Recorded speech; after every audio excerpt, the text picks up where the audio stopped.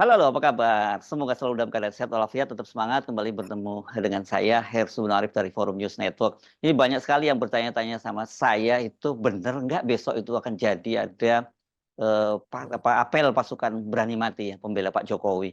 Ini serem juga ya kalau jadi. Tapi saya coba telusuri ini sampai sekarang dari kepolisian juga belum ada semacam pengumuman bagaimana nanti rutenya besok dan berapa personel yang disampaikan yang akan dikerahkan. Nah, tapi ini menarik ya kalau kita diskusikan ini dari sisi apa ya, dari sisi masalah keamanan negara gitu ya, karena bisa kenapa aksi macam ini muncul menjelang Pak Jokowi lengser. Nah, ini saya berhasil apa ya, mencegat Pak Gatot nih yang kelihatannya mau kundangan ini ya kalau lihat pakaian dasinya ya. Assalamualaikum Pak Gatot. Waalaikumsalam warahmatullahi wabarakatuh, Bang Yusuf. Ya. Ini mudah-mudahan saya nggak terlambat nih. Waktunya mepet. Sebentar. Ini penting Nggak ada ini untuk emergency aja. ya ya penting ini untuk kita jelaskan kepada publik. Pak, kalau Pak Gatot melihat apa yang terjadi kok sampai muncul isu semacam ini dan sampai sejauh ini kan kita belum tahu. Tapi ini sudah berapa hari yang lalu loh informasi rencana kegiatan ini. Ya, Bang Yusuf, kalau menurut saya ini hoax. Seharusnya ini hoax. Seharusnya Mengapa ya. demikian? Ya. Ya, seharusnya hoax. Mengapa saya katakan hoax? Karena begini, Bang Yusuf. Satu, tidak ada penjelasan dari Kepolisian Republik Indonesia atau Menko Polhukam tentang kebenaran ini.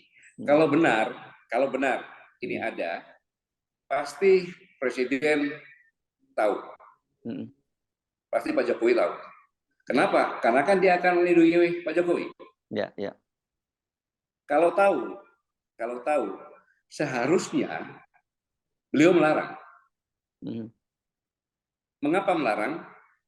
Karena cukup disampaikan saya ini punya pas pampres, punya TNI, staf Polri. Saya sebagai presiden definitif. Dan saya yakin selama ini TNI dan Polri mampu melindungi saya sampai sekarang selamat. Kalau tahu dan tidak disampaikan, patut diduga, seandainya besok ada, dan presiden tidak menyampaikan, patut diduga, satu, beliau sudah tidak percaya lagi dengan TNI khususnya Pas Pampres dan Kepolisian Republik Indonesia. Walaupun beliau sudah tidak jadi presiden, Pas Pampres masih tetap melekat mengamankan presiden. Yang kedua, berarti dalam pikiran seorang presiden, kalau itu benar-benar tahu dan terjadi dan tidak menyampaikan statement dan melarang, maka seharusnya seorang pemimpin itu adalah selalu bertindak ya, memimpin dengan segenap hatinya untuk anak buah. Berarti seorang presiden dengan segenap hati dan pikirannya selalu memikirkan rakyatnya. Kalau ini dibiarkan terjadi, kalau ada bentrokan, kan yang korban rakyat juga. Iya. Iya kan? Contohnya nih, ada orang yang usil, orang Islam punya duit, dia bentuklah pasukan pencabut nyawa. Nah, loh. Berani mati sama pencabut nyawa, menang mana coba? Ya berarti dia dicabut nyawanya dan dia yang berani mati tadi. Ya itu. Dan boleh dong kalau salah berprasangka buruk. Ya. Ada ini pembiaran dan dibentuk lagi tempat-tempat yang lain, kantong-kantong 98, seolah Jakarta dikepung dengan pembakaran sering Jakarta sehingga terjadi kekacauan. Kan ini bisa saja terjadi darurat sipil. Ya. Boleh dong tangga seperti itu kalau tidak ada penjelasan. Makanya kesimpulan saya ini adalah hoax karena baik dari kepolisian, dari Menko Polhukam, dari presiden dan semua yang berkewenangan tidak pernah memberi penjelasan tentang hal ini besok benar atau tidak begitu. Ya, oke. Walaupun itu hoax, tapi kan sebenarnya begitu muncul peristiwa itu harusnya segera ada langkah-langkah proaktif dong Pak Gatot, baik dari pemerintah maupun bahkan katakanlah tadi termasuk bahkan Pas Pampres tadi ya. Mestinya kalau ada semacam itu statement misalnya dari Pas Pampres atau dari Panglima TNI, nggak perlu ada gerakan-gerakan semacam itu seperti Bapak katakan tadi kan sudah ada pelindungnya Pak Pas Pampres yang melindungi Pak Jokowi begitu.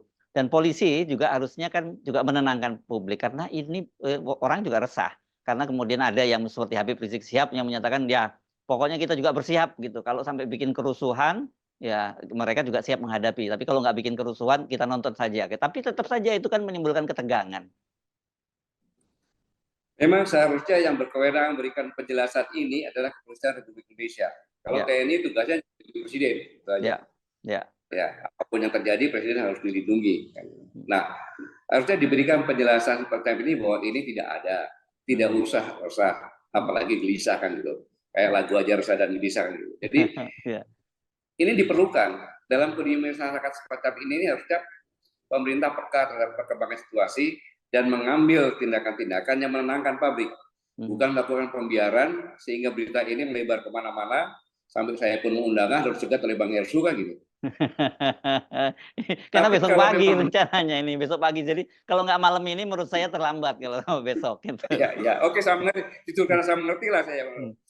Tapi begini Bang Ersu, kalaupun ada, ya saya menghimbau kepada semuanya, biarkan saja lah. Wong dia mau apel, mau kumpul-kumpul, ya biarkan saja. Kalau tidak ada reaksi kan nggak akan berbuat apa-apa, kan gitu. Cuma ya kalau mau dari daerah lain berani mati ya jangan datang ke Jakarta lah. Kalau mati benar kan bikin repot, harus ngantar dan sebagainya kan gitu. Jadi tapi sebenarnya mudah kan. Sekelompok orang akan berkumpul melakukan kegiatan ini ke umum harus ada izin kan, atau lapor pada kepolisian Republik Indonesia. Sampai ini belum ada kan? Belum ada. Kalau tiba-tiba besok ada berarti kan liar. Iya. Tinggal dibubarkan aja ya. Iya liar. Ya kita lihat aja aparat keamanannya bagaimana gitu. Harusnya membubarkan aparat keamanan. Ya. Kira-kira begitulah Pak. Iya. Memang aneh kan biasanya setiap kali ada gerakan unjuk rasa atau apapun pengerahan yang berkaitan dengan pengerahan massa itu biasanya Polda Metro Jaya setidaknya yang bertanggung jawab itu langsung memberikan semacam pengumuman, bahkan termasuk ada rekayasa lalu lintas dan sebagainya. Sampai sekarang tidak ada. Ya, tapi kan orang kemudian curiga mungkin karena ini pendukungnya Pak Jokowi ya dapat keistimewaan. Bisa saja muncul seperti itu gitu. Ya itu makanya saya berpikiran positif, karena itu ada hoax gitu kan, karena belum ada apa-apa dari kepolisian. Kalau benar-benar ada, ya berarti kecolongan kan gitu. Ya.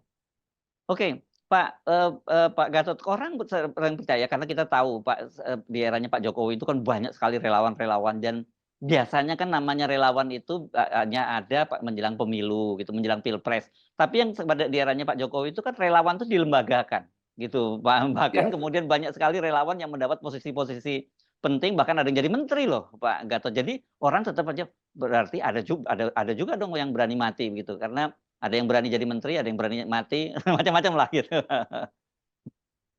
Iya Bung Hesu, tapi kemarin saya menyimak di media, kemudian di situ ada diskusi, kemudian Bang Kani Eles mengatakan dalam diskusi ini sampai dengan sekarang saya belum mendapatkan atau ada yang mau untuk diskusi berperan sebagai yang pro Jokowi. Oh iya, oke. Ya, pada mulai kabur satu-satu ya. Iya, oke. Jadi kelembagaan itu kan hanya pada masa jayanya saja. Setelah selesai ya mereka juga petualang pasti kabur dari selamat masing-masing berarti. Buktinya sekarang ini juga nggak ada yang berani jadi bempernya dalam diskusi loh, padahal tidak bernampak apa-apa kan gitu. Iya. Yang takut bully gitu. Ini kan fenomena menarik gitu. Iya. Ini kan orang nyebutnya seperti kapal mau karam gitu, orang berlompatan cari skoci masing-masing lah kira gitu, cari selamat masing-masing lah kira. Atau ini diam-diam tapi lompatnya ya, karena begitu diundang untuk talk show udah berani muncul gitu aja ya. Padahal kan sebenarnya bukan karam kan gitu. Yang menyatakan karam yang tidak berani muncul. Kalau berani muncul, ngapain dong bukan karam kok waktunya sudah turun biasa, bukan diturunkan kan gitu logika berpikirnya. Nah, setuju tuh. Ya, setuju saya. Ini kan harusnya kekacauan situasi semacam ini nggak perlu terjadi ya Pak Gatot. Karena bagaimanapun ini siklus 5 tahunan atau siklus 5 tahunan yang kedua buat Pak Jokowi, dan karena kedua jadi memang harusnya turun. Dan itu biasa saja harusnya. Kan kita ingat dulu ketika ini kan presiden yang kedua yang dipilih secara langsung dan 2 periode. Pak SBY sebelumnya, setelah itu Pak Jokowi. Pada waktu Pak SBY kita nggak melihat ada fenomena seperti ini. Tapi kenapa tiba-tiba sekarang ini menjelang Pak Jokowi turun ini kok situasinya kayak gaduh gitu ya, hiruk pikuk, atau kalau orang Jawa nyebutnya usrak lah gitu suasananya. Ya, semuanya itu kan ada sebabnya kan gitu. Iya. Nah, sebab ini yang menyebabkan orang di pihak pendukung Pak Jokowi selama ini mungkin merasa ketakutan gitu. Padahal juga rakyat Indonesia kan bukan orang pendendam gitu. Turunnya sudah turun belakang gitu. Ngapain harus ditakutin itu loh sebenarnya. Ya. Tapi saya kira situasinya berbeda ya buat Pak Jokowi ini ya. Mungkin kalau bagaimanapun juga Pak Jokowi berpikir ini kalau dia turun dari jabatan banyak sekali persoalan yang muncul dan itu tanda-tandanya jelas kan karena banyak sekarang misalnya skandal putra-putranya pada diungkap, skandal jet pribadi, ada Fufu Fafa yang diduga itu juga putranya Pak Jokowi yang akan jadi wakil presiden. Belum juga banyak sekali kan partai-partai gitu yang juga dipecah belah dan kemudian berganti pengurusannya dan sebagainya. Dan orang semua mengaitkan dengan Pak Jokowi gitu. Saya kira mungkin Pak Jokowi ketakutan sendiri dengan apa yang dilakukan selama dia memerintah. Iya, ini kan ada penyebabnya yang saya bilang tadi. Yes. Penyebab intinya adalah bahwa kita kan menganut trias politika. Betul. Ada eksekutif, ada legislatif, ada yudikatif. Ya. Ketiga ingin menjadi diktator yang tidak dikontrol oleh legislatif dan eksekutif, maka berusaha untuk menguasai legislatif dengan tanda kutip mempengaruhi, menyandera dari ketua-ketua partai. Betul. Tapi kan ada sistem rekor. Jadi semua DPR itu mau galak bagaimanapun juga begitu ketua partai diam kan dia. Jadi cukup dengan ketua-ketua partai dipengaruhi, ya kan, atau disandera dan lain sebagainya, dan nurut. Legislatif di tangannya, nggak ada kontrol lagi. Yudikatif yang paling tinggi itu untuk masalah presiden bisa dibuat undang-undang, bisa perpres kan. Di atasnya itu kan yang mengalir kan Mahkamah Konstitusi. Iya betul. Mahkamah Konstitusi dikuasai dengan diberinya atau dijodohkannya adiknya dengan ketua Mahkamah Konstitusi. Sehingga ada penguasa tunggal. Dengan penguasa tunggal ini karena tidak ada kontrol, berbuat tanpa kontrol ya semaunya. Seandainya ada kontrol, split nggak usah. Aman sebenarnya. Sebenarnya seorang presiden kalau membiarkan terjadinya trias politika dan bekerja dengan benar, pengawasan dengan benar, maka sebenarnya dia aman. Karena sebelum dia berbuat atau sedang berbuat sudah dipilih duluan. Nah sekarang nggak ada. Itulah sekarang penyebab. Tetapi yang berbahaya Bang Yesu, hal ini ditiru di tingkat pusat, ya adalah presiden menjadi menguasai eksekutif legislatif. Tetapi di daerah bukan eksekutif menguasai legislatif dan yudikatif, pengusaha menjadi dengan menguasai eksekutif, menguasai legislatif, dan hukum bisa transaksional. Itu apa nggak di pusat juga Pak Gatot? Ya. Apakah nggak di pusat? Kan sudah, ya di pusat juga terjadi, apalagi kan di tingkat bawah seperti itu.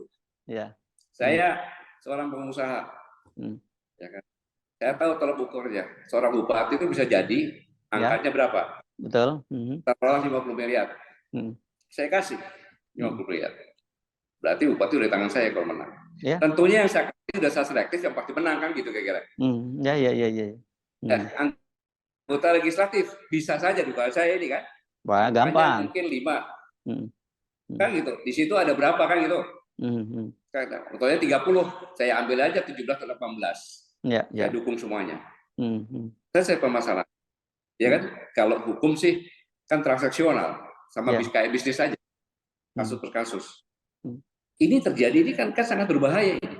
Akhirnya dari kondisi ketika pusat sampai ke pengusaha menjadi penguasa, yang jadi korban rakyat. Betul. Rakyat nggak ada tempat berlindung. Ini yang terjadi. Suku anak dalam, ya kan, apalagi terjadi di Maroke, sampai datang ke sini. Karena ya begitu dapat surat, pengusaha ini udah jadi penguasa sama mau dia. Di mana Bang Hersu, ini sangat-sangat kasihan. Sangat kasihan. Orang tidak tahu antropologi di sana. Dia seorang suku. Dia menombak babi hutan. Babinya belum mati, lari dia ke seberang. Seberang sukunya. Setiap suku pasti tahu batas antar suku kan. Lewat suku dia tidak berani mengambil. Walaupun nggak ada yang lihat. Artinya apa? Kalau suatu suku wilayahnya diambil di gunung, dia tidak punya kerjaan apa-apa karena mereka sudah terbiasa gantung hidup dengan batas adat yang sudah secara nenek moyang diturunkan temurun. Mereka tidak berani masuk, tidak berani mengganggu. Dan itu gimana? Ya, tiba-tiba diambil alih saja oleh pengusaha gitu ya, ditebangi, digusur. Terus gitu. Dia mau lari kemana? Terus dia mau lari kemana? Nggak bisa. Itu di Baroke, saya dari 2,5 tahun di sana. Ya. Ini saya membayangkan gini Pak Gatot ya, jangankan manusia ya, binatang saja Pak. Ketika kemudian habitatnya dirusak, itu kan kemudian mereka akhirnya merusak kampung ya. Akhirnya misalnya harimau turun ke kampung dan sebagainya, itu kan habitatnya dirusak. Apalagi kalau manusia. Harimau tidak punya batas. Kan gitu. Dan rakyat ini, dia ke sana dibunuh sama suku situ, dia masuk. Mana terus? Itu yang sangat perlu diketahui lah oleh pemangku kepentingan. Jadi jangan sampai mereka banyak suku-suku yang ada puluhan ribu hektar dibabat, terus mereka mau kemana? Mereka ini tidak punya pengetahuan apa-apa, pengetahuannya bagaimana dia cari makan gitu. Ya, oke. Nah, dan mereka pintar ketika diajarin sama anak buah saya waktu saya bertugas sana untuk menanam padi. Orang-orang di belakang itu sambil ngomong, itu tentara Jawa bikin bodoh kita kan. Tanam padi, bikin bibit, bikin cabai capek. Kita ngambil sagu aja 3 hari bisa untuk makan 2 minggu. Ya benar juga kan. Ya, ini pemahaman antropologis dan sosiologis itu penting ya untuk nggak bisa di Indonesia diubah. Itu sangat dan dominan. Ya. Oke, Pak Gatot, tapi saya pengen balik lagi ke situasi Pak Jokowi ya, kondisi psikologis ya Pak Jokowi. Saya membayangkan kalau dalam posisi sebagai Pak Jokowi, saya wajar khawatir sekarang ini Pak Gatot. Kenapa? Karena coba bayangkan Pak Jokowi masih jadi presiden, ya, masih belum lengser. Tapi di mana-mana orang sudah berani teriak nama Mulyono loh. Itu kan saya kira tidak pernah terjadi loh pada presiden kita selama ini. Itu kan soal kehormatan meskipun itu nama Pak Jokowi, tapi itu kan dimasukkan untuk olok-olok itu loh Pak Gatot. Ya sebenarnya saya sedih Bang Irsul. Bagaimana juga kan Pak Jokowi itu kan Presiden Republik Indonesia. Setuju. Mewakili orang yang terbaik di Indonesia adalah saat ini adalah Pak Jokowi. Mau tidak mau, suka tidak suka. Begitu ada kolok seperti itu di media sosial yang sampai saya nggak tadi menyebutkan karena tidak pantas sebutkan. Itu kan tidak bisa namanya media sosial dibatasi hanya untuk Indonesia saja. Betul. Tentu orang suka bertanya kenapa Presiden Anda itu ada orang iseng aja. Saya ngomong begitu, nggak mungkin saya bilang jelek. Tapi kalau iseng nggak mungkin terjadi di beberapa tempat, itu di berbagai kota. Dan berani di depan Pak Jokowi loh itu teriaknya itu kan. Bahkan ketika sepak bola, pertandingan sama di Stadion GBK sebesar itu terjadi juga loh Pak Gatot. Iya, walaupun mungkin itu kok kayak lip sync, tapi bilang bukan itu. Bukan. Ya. Ada yang nonton mengatakan itu benar kan? Itu kan Indonesia lawan Australia loh. Iya. Iya kan? Orang Australia nonton dong. Live kan. Ya ini kita mengalami masa-masa yang sangat buruk. Ya saya cuma berdoa ya semoga masa seperti ini cepat berlalu gitu aja. Ya, dan itu sebenarnya tidak boleh terjadi ya kan Pak Gatot. Tapi artinya dan itu tapi tidak bisa semata-mata kita menyalahkan rakyatnya kan. Mengapa mereka berlaku semacam itu? Karena saya kira batas kesabaran mereka juga sudah sampai pada titiknya begitu. Jadi mereka melakukan hal itu gitu. Bang Hersu, ya, apapun dia katakannya ekonomi kita naik segala macam, saya bullshit itu bohong. Saya kan keliling, saya kerja kan keliling, Bang Hersu. Mereka tidak ada kerjaan sama sekali. Gitu. Saya heran yang biasanya saya datang disambut sama dia datang ke rumahnya, ngomongnya bukan sambut. Pak, saya ikut deh, gaji berapa aja, 2 juta juga nggak apa untuk makan. Ngarang kau bisa kok ketemu saya nanti saya 1 juta biasa aja. Sekarang gini loh saya bilang, kamu cari peluang kerja, nanti saya kasih modal sedikit-sedikit. Saya sudah tentu nggak ada peluang kerja. Itu yang terjadi. Dan ternyata survei dari beberapa perusahaan besar, survei daya beli masyarakat Indonesia kita itu sudah turun 11%. Betul. Karena memang sangat aneh kebijakan keuangan kita. Pajak diperas tapi tidak berikan peluang. Harusnya kan kita kasih peluang, begitu lo punya hasil bagi dong. Oh ya gitu kan? Ya, ya. Akhirnya belum apa berbagi, peluangnya nggak ada gimana gitu.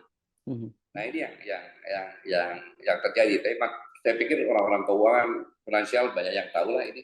Ya, ya. Ya, jadi makanya itu kan kita selalu menyinggung bahwa bangsa kita ini dikenal sopan santun, sangat menghormati para pemimpinnya gitu ya. Bahkan kan kita disebut ini apa ya, patronasenya luar biasa kan rakyat ini kepada pemimpinnya begitu. Kalau ada seorang presiden dan sebelum turun tapi sudah dihina-hina semacam itu kan menurut saya secara sebagai sebuah bangsa kita juga mempertanyakan apa yang terjadi pada bangsa kita ini. Kalau nggak kebangetan mungkin nggak akan sampai seperti itu gitu. Ya. Tapi kan tidak mudah kita menjelaskan kalau itu untuk publik internasional. Oh iya, iya. Yang saya katakan publik internasional ada terjadi degradasi. Orang Indonesia tadi sopan santun menjadi orang yang berbicara tidak sopan, kasar, bahkan kepada pemimpinnya. Ini yang kita khawatirkan. Ya. Walaupun sebenarnya pasti ada penyebabnya. Sudah sampai pada batas-batas kesabaran rakyat Indonesia kan gitu. Sampai mengeluarkan seperti itu. Ya. Kalau dia berbicara orang Indonesia kan paling sabar. Betul. Paling sopan. Tapi akan semacam itu sabar dan sopan. Sampai seperti itu kan luar biasa itu. Ya. Oke. Jadi mungkin itu Pak Gatot ya, karena ada juga pasti pendukung-pendukung Pak Jokowi mungkin yang melihat kan kalau namanya pendukung itu kan dia tidak bisa lihatnya objektif. Pokoknya dilihat junjungannya dihina, ya mereka kemudian pasang badan dengan menyebutkan akan di pasukan berani mati itu pasang badan untuk Pak Jokowi. Mungkin itu ya, bukan reaksi yang muncul itu. Ya bisa terjadi itu kemungkinan itu, tapi saya tidak yakin kalau besok ada gitu. Oh gitu ya. Oke. Ini ya, saya nggak mau terlalu lama mengganggu Bapak supaya Bapak bisa segera berangkat kondangan gitu ya.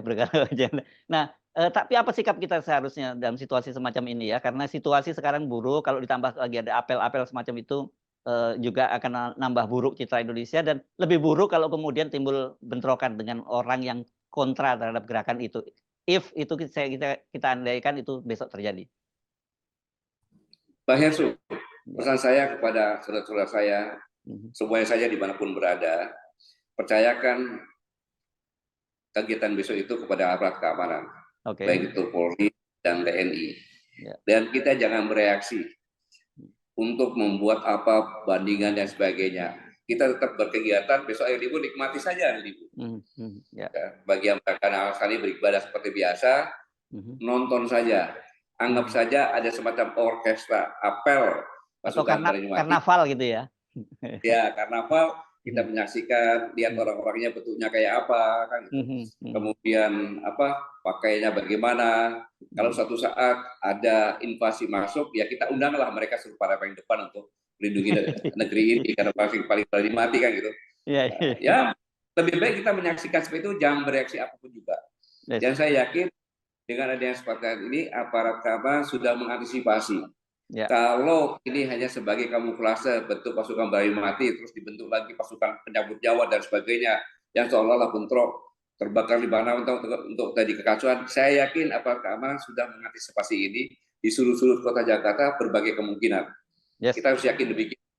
Jadi masyarakat tetap tenang, beraktivitas seperti biasa, ya nonton saja. Ya. Kalau disuruh dibayar 100.000 untuk pakaian, ya berangkat aja, mumpung ada rezeki kan gitu aja. Kan bisa aja sekarang itu. Dengan pasukan kaos 100.000 kan bisa aja. Iya. Oke, kalau saya pilih berani hidup saja Pak, sementara ini ketimbang berani mati. Hidup aja makin susah loh sekarang, seperti yang Anda Bapak jadi ceritakan. Ya itu kan karena berani mati karena mungkin banyaknya hutang kan. Kalau banyak hutang, ya apapun itu, kita hargai inisiatif, kita hargai dengan mereka yang membuat seperti itu, ya kan. Tidak usah banyak komentar, kita tonton saja, kan gitu. Suatu saat bagaimana melindungi apabila Pak Jokowi punya kesalahan, terus aparat keamanan, aparat hukum sudah bertindak, yang akan bisa apa dia? Ya. Kan gitu lagi. Ya, itu kan hanya sekedar euforia lah, anggap seperti itu. Tapi seharusnya perlu seperti itu euforia. Mengapa euforia kok bikin suasana, bikin takut, mencekam dan sebagainya gitu. Sudahlah, kita ikuti aja proses. Memang proses Pak Jokowi sudah diberi kesempatan oleh rakyat Indonesia 2 periode. Turunlah dengan baik-baik, tidak usah pakai segala macam, tinggal berapa hari lagi. Kan selesai sebenarnya. Yes. Oke. Baik, terima kasih Pak Gatot Nurmantio, Presidium Koalisi Aksi Menyelamatkan Indonesia. Sampai ketemu lagi Pak. Assalamualaikum warahmatullahi wabarakatuh. Terima kasih Pak Hestu. Yes. Terima kasih. Assalamualaikum warahmatullahi wabarakatuh. Waalaikumsalam warahmatullahi wabarakatuh.